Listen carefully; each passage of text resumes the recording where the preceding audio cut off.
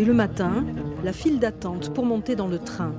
Sous le regard bienveillant du pic du Midi d'Ossau, embarquement pour près d'une heure de voyage à 2000 mètres d'altitude. Passé le tunnel de l'Ours, les paysages de haute montagne se dévoilent. Les estives grillées par le soleil s'offrent au regard des passagers, l'aplomb des ravins également.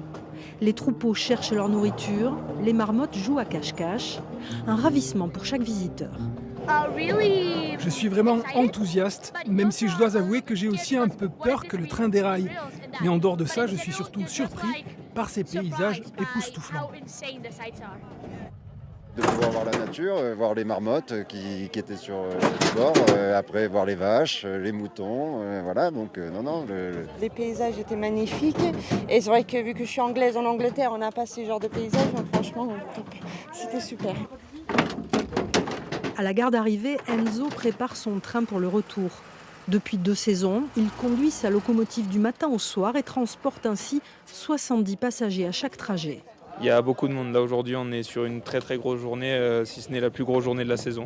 On n'arrête pas, c'est 3 allers-retours par jour, même plus s'il y a beaucoup de monde, ça nous amène à faire un petit peu d'heures supplémentaires et continuer à faire des trains, même plus que 3 allers-retours par jour.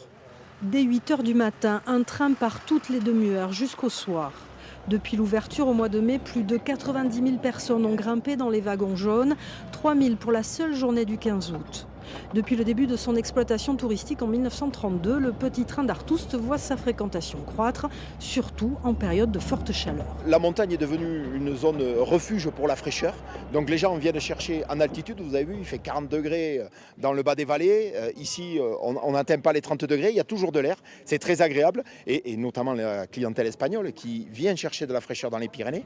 Et nous, notre montagne, c'est une zone refuge pour trouver de la fraîcheur et de l'air.